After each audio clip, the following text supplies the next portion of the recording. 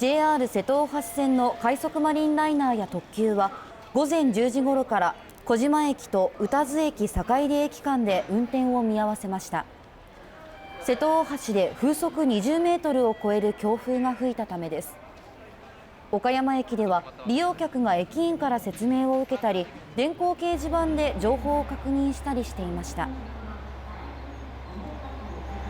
徳島まで行かないといけないので、早く再開動いてほしいです。はい。